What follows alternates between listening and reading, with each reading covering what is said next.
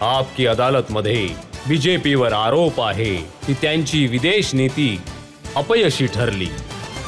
हे बघा, पाकिस्तानचे प्रधानमंत्री जेव्हा अहवाल देत होते पॉज झाल्यानंतर तुमच्या म्हणण्याप्रमाणे, तेव्हा ते म्हणाले की अमेरिकेला देखील धन्यवाद, चीनला देखील धन्यवाद, कतारला देखील धन्यवाद, UAE देखील। त्यांनी जगभरातील देशांची नावं घेतली, कुणाला वडील म्हणाले, कुणाला भाऊ म्हणाले, कुणाला डॅडी म्हणाले, सगळ्यांना। परंतु राहुल गांधींची तक्रार आहे की भारताला सपोर्ट करण्यासाठी कुठलाच देश नाही आला।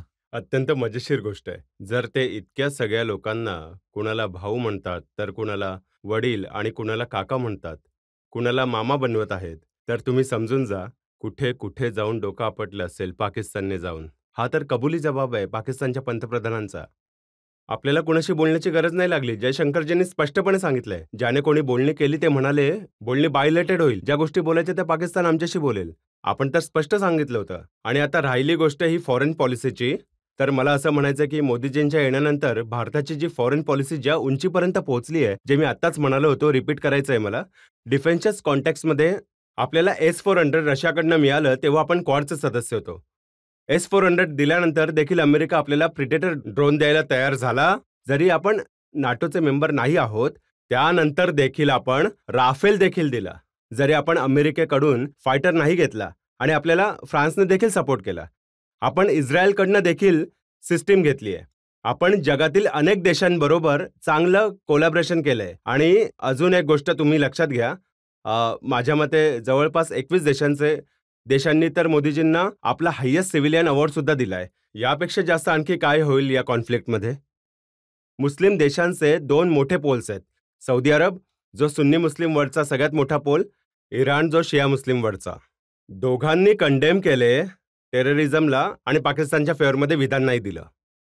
आणि जर यानंतर देखील कोणाच्या लक्षात नाही येणार, आणि ड्यू रिस्पेक्ट टू एव्हरीबडी, तुम्हाला माहिती आहे का की सन 71च्या लढाईमध्ये अर्धा डझन भारताच्या विरुद्ध प्रस्ताव सिक्युरिटी काउन्सिलमध्ये आले होते। प्रत्येक गोष्टीमध्ये सोव्हिएत रूसनं विटो करायला लागत होतं। 7 डिसेंबर 1971ला 100 पेक्षा अधिक देशांनी भारताच्या विरुद्ध वोटिंग केलं होतं। आजच्या UN मध्ये कुठल्याही प्रस्तावाची गोष्ट तरी आली आहे का? एक गोष्ट झाली आहे, IMFचं लोन पाकिस्तानला मिळालं। हो, हे बरोबर। पहलगामच्या हल्ल्यानंतर देखील, पहलगाममध्ये जो त्यांनी असा क्रूर प्रकार केला त्यानंतर सुद्धा IMFचं लोन पाकिस्तानला मिळालं। हो, ही जी गोष्ट तुम्ही म्हणालात, ही गोष्ट सुद्धा खूप लक्षात घेण्यासारखी आहे। IMFचं जे लोन यावेळी मिळालंय पाकिस्तानला, त्यामध्ये 11 ॲडिशनल अटी टाकल्या आहेत। आणि त्या अटी जे तो म्हणतोय ना की हवा थांबवू, श्वास थांबवू, त्यांचा जवळजवळ श्वास थांबणारच आहे। त्या अटींमध्ये हे देखील आहे की तुम्हाला हा लॉ पास करून आपल्याला पार्लमेंटमधून पास करायचा आहे। आता पाकिस्तानच्या समोर समस्या काय आहे की 1 आठवड्याचा साधारण त्यांच्याकडे फॉरेन एक्सचेंज आहे। IMF कडनं लोन घेत आहेत। जर लढाईमध्ये ज्या प्रकारचं नुकसान झालंय, आता ते हत्यार खरेदी करतील किंवा अन्न खरेदी करतील। जर त्यांनी हत्यार खरेदी केले तर जनता त्यांच्या विरुद्ध उभी राहिलेली दिसून येईल। अन्न खरेदी केलं तर सीमेपलीकडून मोदीजींचा धाक दिसून येईल। तर मला असं वाटतं की अशा Catch-22 सिच्युएशनमध्ये तो पडलाय। आणि राहिला प्रश्न, जे लोक IMF केसबद्दल बोलतायत तर सगळ्या गोष्टींबद्दल बोला ना। IMFच्या जी क्रिस्टलिना जॉर्जिवांनी म्हटलंय की यावर्षी भारत 15% ग्रोथ रेट बरोबर वर्ल्डच्या ग्रोथचं इंजिन बनून समोर येईल आणि जगामध्ये सगळ्यात जास्त ग्रोथमध्ये इन्क्लूड करणारा देश भारत असेल। एक काळ होता, तो जुना सिनेमा होता ना, जेव्हा 0 दिला होता माझ्या भारताने, त्याच्या आधी प्राण काय बोलतो मनोज कुमारला, India's contribution to the world 0, 0 and 0। आज IMFची चीफ म्हणत आहे India contribution to the growth is going to be 15%। आणि एकीकडे तो भांडे घेऊन उभा आहे आणि तरी सुद्धा लोकांना वाटतं की हा बरोबरीचा मामला आहे। म्हणजे एकीकडे आहे, ट्रम्पला वाटतं बरोबरीचा मामला आहे, पण आम्हाला तर नाही वाटत। ज्या लोकांना वाटतंय त्यांना, हे बघा, ते तर त्यांना स्वतःला माहिती आहे। तुम्हाला माहिती आहे की कुणी ट्रेड होऊ शकतो का? अमेरिकेचा पाकिस्तानच्या बरोबरच खूपच शिल्लक आपला $131 बिलियन सांगतो की जे विरोधी नेता, काँग्रेसचे नेता आहेत, ते काय म्हणाले?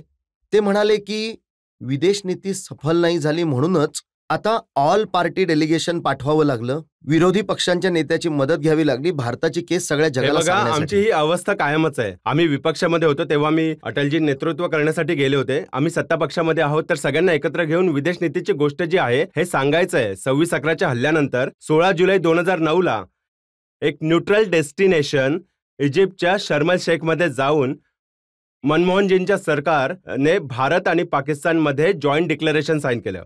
Anybody can go and check the press release of ministry of external affairs government of India. ते काय म्हणतात? साहेब, शांती वार्ता प्रभावित नाही होणार आतंकवादाने. Terrorist activities will not be affected by the composite dialogue. They should not be bracketed. म्हणजे तुम्ही सांगून टाकलं शांती वार्ता आतंक होत राहील, शांती वार्ता होत राहील. इकडे मोदीजी म्हणाले टेरर आणि टॉक एकत्र नाही होणार. ते म्हणाले रक्त सुद्धा वाहील, पाणी सुद्धा वाहील. मोदीजी म्हणाले रक्त आणि पाणी नाही राहणार. आणखी एक गोष्ट सांगतो तुम्हाला, त्या डायलॉग मध्ये बलुचिस्तानचं नाव नाही घेतलं गिलानीने, जो त्यावेळी प्राईम मिनिस्टर होता. MEAच्या त्यामध्ये लिहिलं आहे प्रेस रिलीज मध्ये की prime minister Gilani has also said that he has having some input on Balochistan. म्हणजे भारत सरकारने मान्य केलं की जर आम्ही म्हणत आहोत की ते काश्मीरमध्ये इन्व्हॉल्व्ह आहे तर बलुचिस्तानमध्ये इन्व्हॉल्व्ह आहे. अजबच फॉरेनची ही डिप्लोमसी होती, अशी तर कुणाला बघायला देखील मिळाली नसेल. आणि लास्ट मध्ये एक पॉइंट म्हणेन की यांची डिप्लोमसी आणि यांची काय होती